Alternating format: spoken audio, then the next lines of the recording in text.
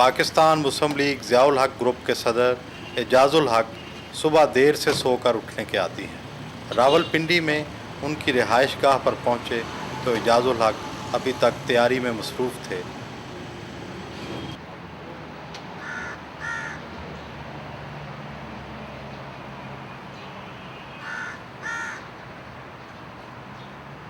تھوڑے انتظار کے بعد وہ گھر کی بالائی منزل سے نیچے اتر آئے۔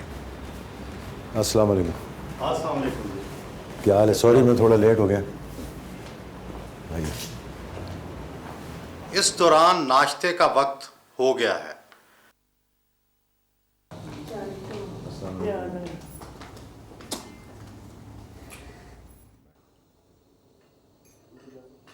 بیگم شازیہ اعجاز الحق اور زین ضیاء ناشتے پر اعجاز الحق کا ساتھ دیتی ہیں۔ آپ کی فیملی بیک گراؤنڈ تو سارا تھا فوجی، اب یہ اعجاز صاحب سیاست کرتے ہیں تو یہ آپ کیسے اکاموڈیٹ کرتے ہیں؟ سیاست میں آنے سے پہلے ہاں جی، میری تو شادی بغیر سیاست کی ہوئی تھی۔ یہ تو قسمت ہے، آپ کو پتہ، پہلے تو یہ بینکر ہی تھے جب شادی ہوئی، تو یہ تو بات کے قسمت کے کھیل ہیں۔ شکر ہے اللہ کا اچھی گزر رہی ہے۔ تو عام طور پہ مشہور ہے کہ اعجاز صاحب بڑے موڈی ہیں۔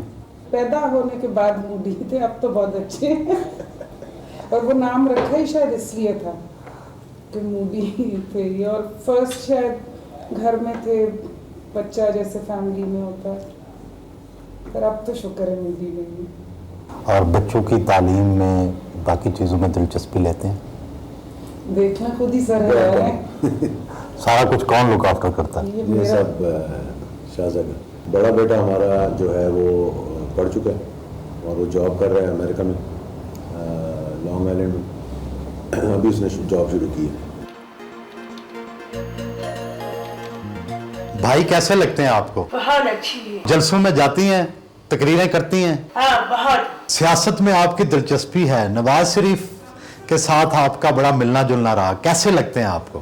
جی ایجاد آگا بائی ہے لا پھر جی نواز شریف میرا بھی بھائی ہے، لیکن ایک دفعہ ای مبارک فون کرتا ہے اور میں happy birth day Nawaz Sharif phone کرتا ہے بس، لیکن نواز شریف بہت اچھا ہے۔ کمپیوٹر میں دلچسپی کب سے آپ کو؟ 91 میں جب میرا امی تھی حاجی بھی کیا حال ہے آپ کا؟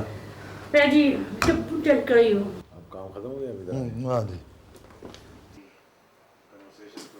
وقت ملے تو اپنے والد ضیاء الحق کی قائم کردہ لائبریری میں جا کر کتب کا مطالعہ کرتے ہیں۔ لائبریری میں نادر کتابیں اور رسائل کا ایک پورا مجموعہ ہے۔ آپ کے مخالفین یہ بھی کہتے ہیں کہ جنرل صاحب آپ کو پالیٹکس سے دور رکھنا چاہتے تھے۔ اس میں کوئی شک نہیں ہے، ان کا کوئی خواہش نہیں تھی کہ میں پولیٹکس میں آؤں یا فیملی میں سے کوئی پولیٹکس میں آئے، کیونکہ ان کا خود پولیٹیکل مائنڈ نہیں تھا، پولیٹیکل بیک گراؤنڈ نہیں تھا۔ ایسا نہیں لگتا کہ آپ نے کچھ غلط فیصلہ کیا مسلم لیگ قائد اعظم چھوڑ کے چند دن پہلے؟ نہیں، غلط تو نہیں تھا، یہ دوسری مرتبہ اس قسم کا ہوا تھا۔ اگر پارٹی کے اندر ایک دوسرے پر اعتماد نہ کر سکیں، ٹرسٹ نہ کر سکیں، اور میرے لیے ایک واضح اپرچونٹی تھی، یعنی کہ کنٹیسٹ کرنا الیکشنز، اور میں نے کوئی کنٹیسٹ اپنی مرضی پہ نہیں کیا تھا، یعنی کہ میں کہوں جی میں نے لڑنا ہے۔ یہ سب کا ایک کنسنسس تھا کہ لیڈرشپ کا ایک ویکیوم ہے اور اس کو فل کرنا ہے۔ کس کا کنسنسس تھا؟ آپس میں سب کا کنسنسس تھا، اور اس کے بعد آخری دنوں میں جب آئے تو پھر چند شخصیات ہماری جو تھیں انہوں نے کوئی اپنا مائنڈ ایک دم چینج کیا، اور ہمارا کمپرومائز پھر بھی ہو سکتا تھا اگر آپس میں اختلافات نہ پیدا ہوتے، اور کچھ میاں صاحب نے ایک دم اپنے آپ کو بیک گراؤنڈ میں لے گئے، یعنی کہ اس پکچر سے ہی نکال دیا، جیسے کہ ان کا کوئی رول ہی نہیں ہے۔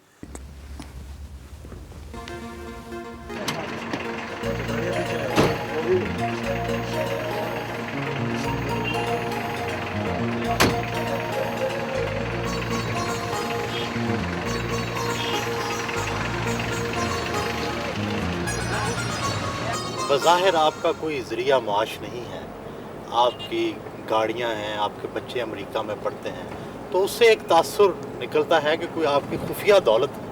نہیں، خفیہ دولت کی تو بات نہیں ہے۔ دیکھیں، میں جب بینک آف امریکہ میں تھا 13 سال میں نے بینک آف امریکہ میں کام کیا، اور میں جس پوزیشن میں تھا بینک آف امریکہ میں، یہ سب اس کی گواہی دیں گے کہ میں 1983-84 سے لے کر 1990 تک بینک کے 7 ممالک جو تھے انویسٹمنٹ بینکنگ، اس کا میں انچارج تھا، اور میری بہت اچھی سیلری تھی وہاں۔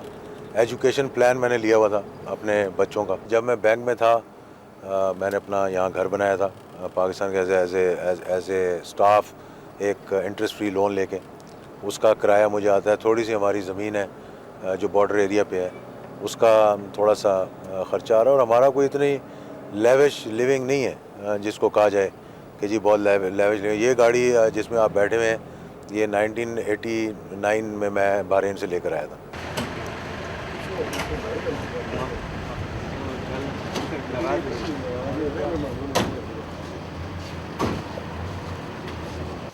اعجاز الحق روزانہ اپنے سیاسی دفتر میں بھی جاتے ہیں، جہاں لوگوں سے میل ملاقات کرتے ہیں۔ اس دفتر کے ذریعے ملک بھر میں ان کے سیاسی رابطے بحال رہتے ہیں۔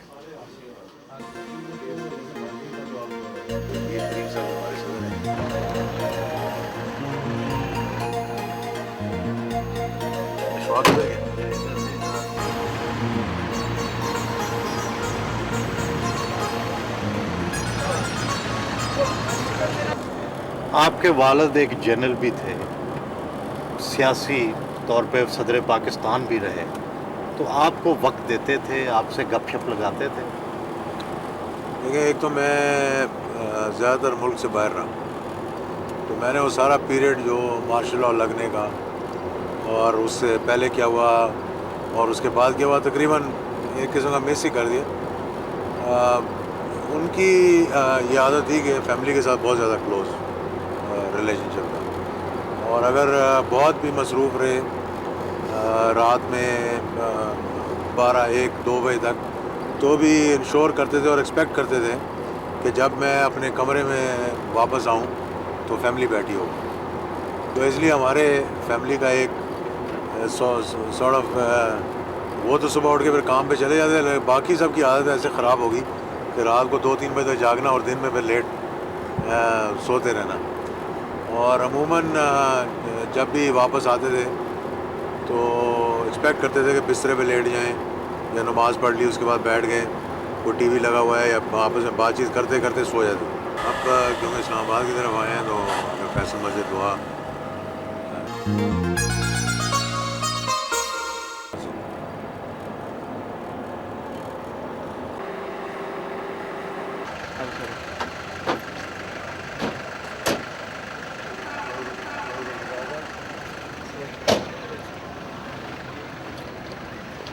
اعجاز الحق اسلام آباد جائیں تو فیصل مسجد کے احاطے میں اپنے والد کے مزار پر دعا کرنے جاتے ہیں۔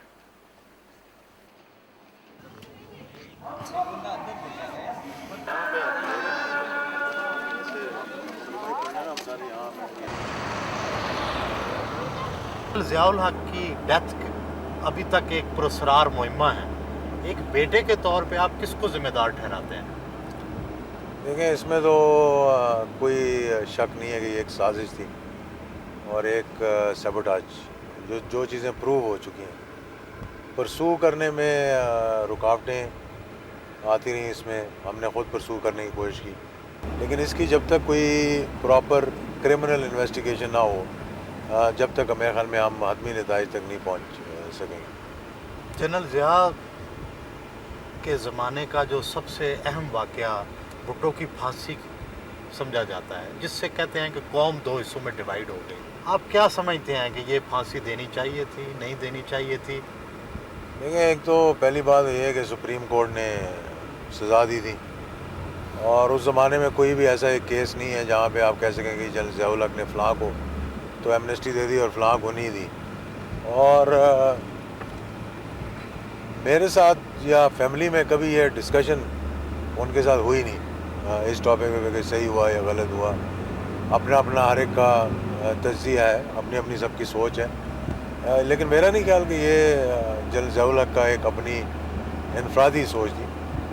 اگر یہ آپ کہیں جی کہ انہوں نے کبھی اس کو ریگریٹ کیا یا اس پہ کوئی رائے دی یا کوئی سوچا، تو میرا خیال ہے کہ جو میں نے ان کو قریب سے اس معاملے پہ دیکھا تھا کہ جو انٹرویوز وغیرہ انٹرنیشنل پریس کو کیس جب آخری مرحلے میں تھا تو ایک ہی بات انہوں نے کی تھی کہ جو فیصلہ سپریم کورٹ کا ہوگا اس پر عمل درآمد کیا جائے گا.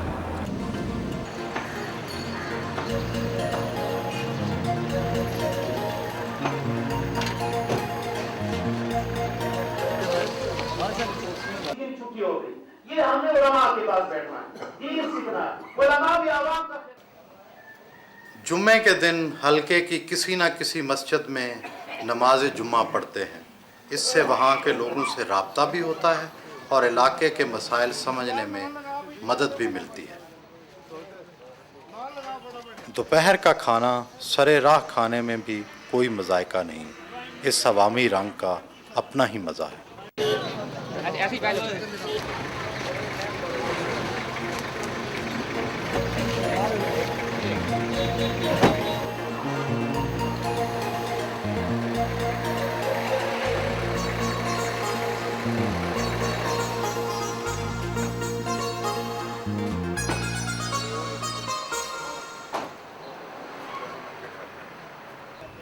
وہ کتنے بھی مصروف ہوں سپہر کو واک کرنا نہیں بھولتے. اس کے لیے وہ گھر آ کر خصوصی طور پر کپڑے تبدیل کرتے ہیں.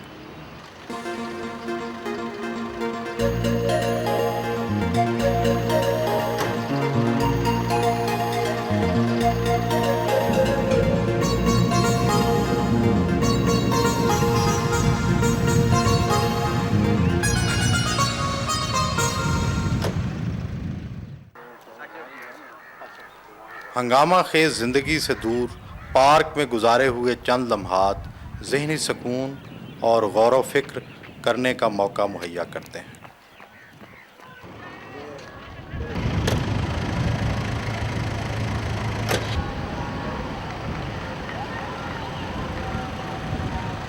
ہر وقت خوش رہتے ہیں کہ کسی بات پہ آپ کو دکھ بھی ہوتا ہے؟ نہیں, دکھ تو انسان کی زندگی کا حصہ ہے. میں اتنا کوئی ٹینشن نہیں لیتا ہوں صحیح معاملوں میں. جو بڑے سے بڑے مشکلات سے اور حادثوں سے گزر جاتا ہوں, کبھی ایسا نہیں ہوا کہ بہت زیادہ جیسے کہ کوئی دھچکا لگ جائے یا کوئی صدمہ ہو جائے. کوئی اللہ تعالیٰ ہمت دے دیتا ہے, برداشت کی قوت ہے. گولف کھیلنا اعجاز الحق کا مشغلہ ہے. جب بھی موقع ملے وہ گولف کھیلنے ضرور جاتے ہیں.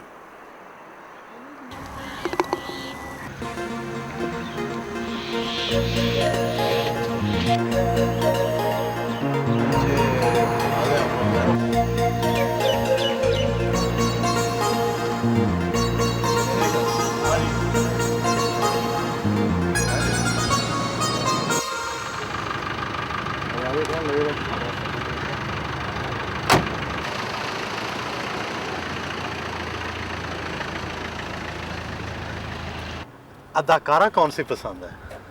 اداکاریں آپ یقین کریں کہ میں نے تو انگلش کی موویز تو میں دیکھتا رہتا ہوں. پاکستانی مووی دیکھے مجھے عرصے ہی. انگلش کی بتا دیں کوئی ایکٹریس. انگلش کی تو تقریباً سبھی اچھی ہیں. اب شام سے رات تک کی میٹنگز کا طویل سلسلہ شروع ہو گیا ہے. کہیں جیت کا شکریہ ادا کرنا ہے تو کہیں خوشی کے موقع پر دی گئی دعوتوں میں شرکت کرنا ہے. اور اس کے بعد پانی میں بوند بوند واسطہ ہے کہ غریب لوگ ترس رہے ہیں. میرا آج مقصد آنے کا صرف یہ تھا کہ اتنی پہلے خدمت کی تھی یہاں کے لوگوں کی, انشاءاللہ اس کے بڑھ کے خدمت انشاءاللہ.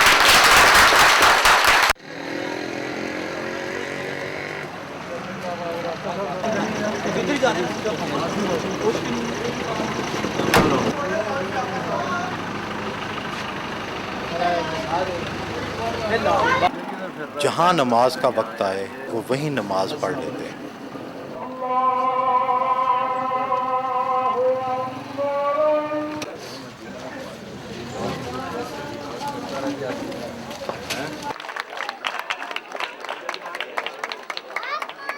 مدنی ویلفیئر والوں کو بھی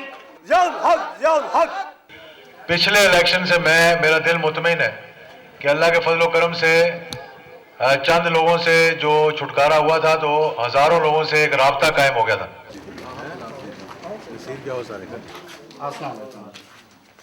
علاقے کے لوگوں کے دکھ اور غم میں بھی ضرور شرکت کرتے ہیں.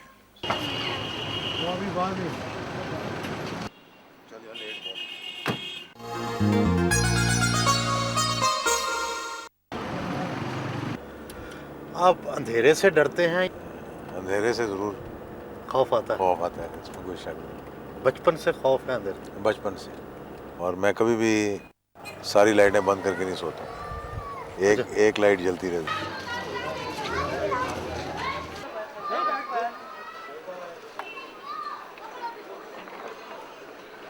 اور آپ سے بھی یہ گزارش کروں گا کہ میں آپ کی خدمت کے لیے 24 گھنٹے حاضر ہوں.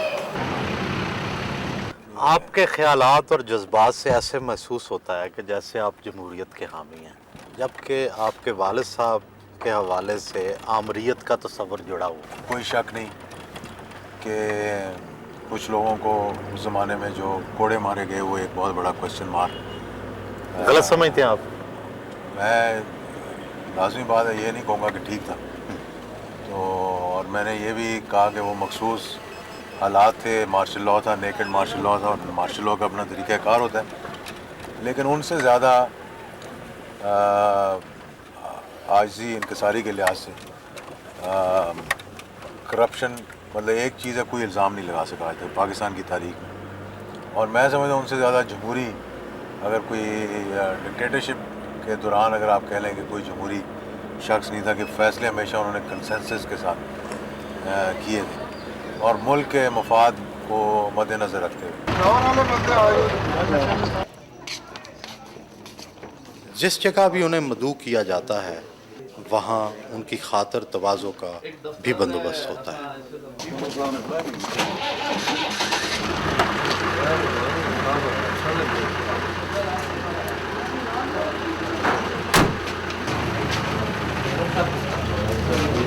پاکستان کے سیاستدانوں کے بارے میں عمومی تاثر یہ ہے کہ کرپشن بہت کرتے ہیں. دیکھیں یہ پاکستان میں کہ جو مسئلہ رہا ہے پچھلے 55 سالوں میں کہ پاکستان کو ابھی تک لیڈرشپ نہیں ملی. میرے نزدیک مفادات حاصل کرنا کرپشن جو ہے وہ یہ بھی کرپشن ہے کہ اگر آپ پرائم منسٹر کی یا چیف منسٹر کی سیٹ پر بیٹھیں اور آپ بینک سے قرضہ لے رہے ہیں یا آپ کوئی میل لگا رہے ہیں, کہ ایک عام آدمی کو تو وہ ایکسیس نہیں ہے. تو اگر آپ اپنی پوزیشن کو ایکسپلائٹ کر رہے ہیں, اگر میں کہتا کہ میرے والد جو ہے 11 سال اس ملک کے صدر تھے اور اعجاز الحق نے بھی 10 فیکٹریاں لگا دیں, تو شاید لوگ ابھی واہ واہ کر رہے ہوتے میرے لیے, لیکن وہ ایک میرے نزدیک میں سمجھتا تھا وہ کرپشن. سارا وقت سیاست کو دینے کے بعد اب خاندان کے ساتھ فرصت کے لمحات گزارنے کا وقت آ گیا ہے. آپ کی کب سے دوستی ہے؟ ہم لوگ لاسال ہائی اسکول ملتان میں کلاس 5 سے تھے اکٹھے, اور ان دا پروسیس شروع میں کیونکہ اس کا قد کاٹ کچھ زیادہ لمبا چوڑا تھا تو بلنگ بھی ہوتی رہتی تھی میرے ساتھ کافی, لیکن ultimately turn into a very good friendship. خوبیاں کیا ہیں اور خامیاں کیا ہیں؟ خوبیاں اس میں سر بہت سی خوبیاں بھی ہیں, کچھ خامیاں بھی کہہ لیں. خوبیاں یہ ہے کہ ہی از ویری سنسیئر, کہ جب کبھی بھی میرے ساتھ کوئی پرابلم ہوا ہے یا کوئی ایسا تو ہی has been out of the way جا کے اس نے وہ رول پلے کیا.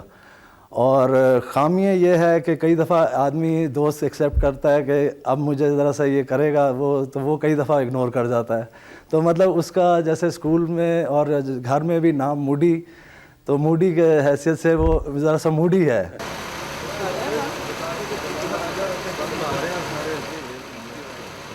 رات کو اپنے سسر جنرل رحیم الدین کے گھر ملاقات کے لیے جاتے ہیں. یہاں پہ تو بڑی اہم مصروفیات ہیں. تو کوئی نہیں, پھر آپ دیر سے آ جانا, وہ بھی ضروری ہے.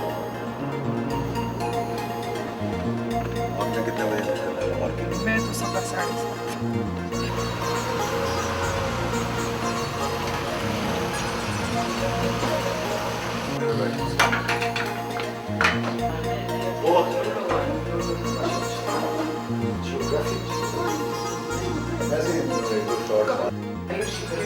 मैं तो दिन में 6 दफा ऐसा सीओ नहीं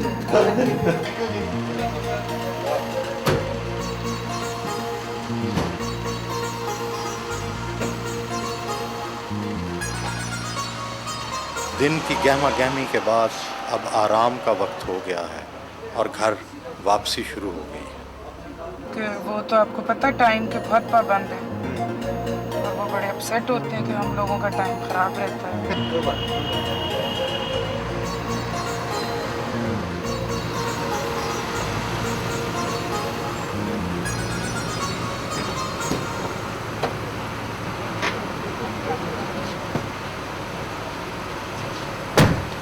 थैंक यू।